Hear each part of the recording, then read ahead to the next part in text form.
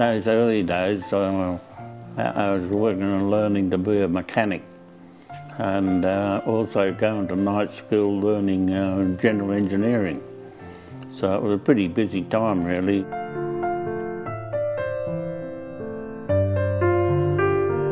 I had 2 years in the Air Force as a flight mechanic, and that was good experience for me too, because I learned quite a little bit about engines when I was in the Air Force, and that stuck to me later.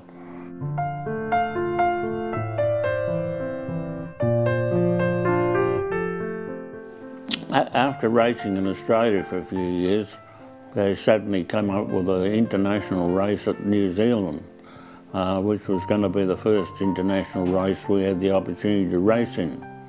And so I entered and went to New Zealand the first year that they run there, and that gave me the opportunity to meet overseas drivers and overseas people, and that's how I come to get to the stage where I went overseas, because I got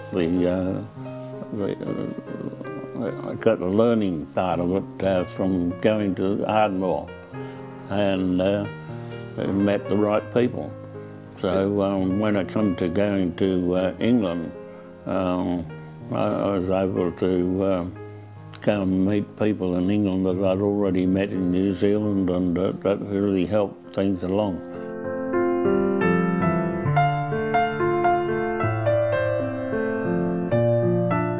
I met the McLarens actually that first year, and Bruce was just a young kid at the time, and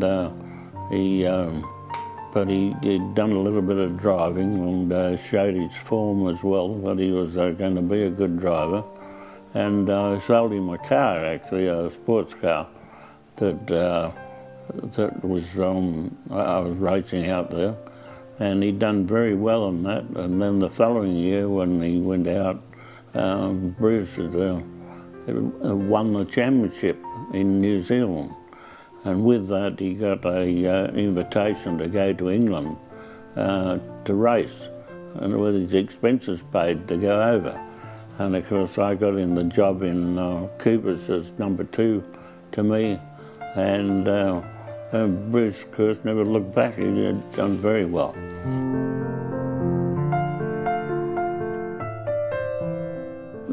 I had the added advantage when I went to England of being invited to drive in the Kangaroo team, which was an Australian team run by David Mackay and Tony Gaze, and they set up this team, but unfortunately we only done a few races because the big accident at Le Mans in 1955,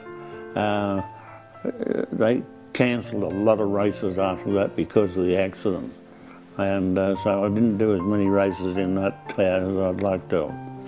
But it was a good car to drive, and it was a good team too, and we done very well.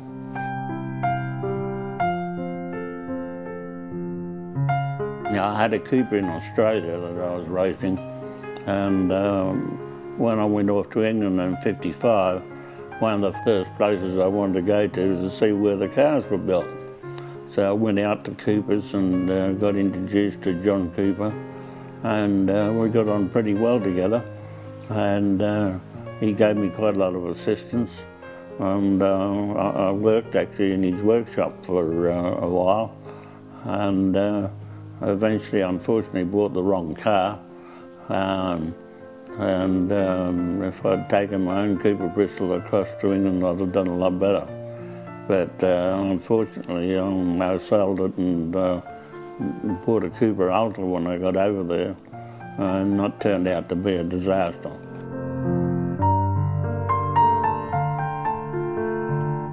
Well, Peter was a good driver, but unfortunately he didn't know much about cars and relied on his mechanics completely, and I think that's how I come to have the wrong car. Peter Whitehead sold me a car that just wasn't good enough to win, And but luckily Cooper's let me build a car in their workshop that year, which used a sports car chassis and put an engine in the back, and built Cooper's first rear-engine Formula One car. And I raced that at Aintree in 1955, at the end of 1955. And then I took that car to Australia and won the Australian Grand Prix here with it on my return. And then I was able to sell that car at a profit, and it financed me to get back the second year.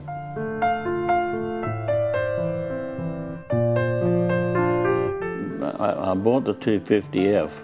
Unfortunately, I didn't buy the one I went over to buy because I was going to buy Sterling Moss's 250F. And when I went out to pick the car up, they'd taken the disc brakes off it, so I didn't buy it. I finished up buying one from BRM that had disc brakes, but that was a bit much for me to look after. And actually, luckily, I was in with Cooper's then, and Reg Tannell, the SO man, came out to the workshop where I was working and gave me a contract to drive for Cooper's. And so I sold the Maserati and just drove for Cooper's. So I was a lot better off really doing that.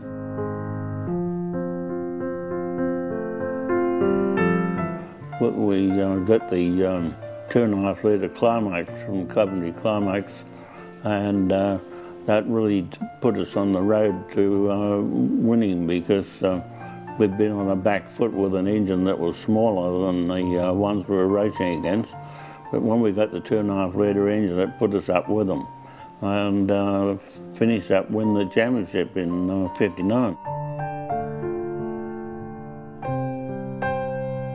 When I went to England, I hadn't even thought about ever winning a world championship, and I was just racing because I enjoyed it. But things fell my way, and the Cooper turned out very competitive, and we won the championship, and then backed it up with another championship in 1960. So we had 2 back-to-back championships.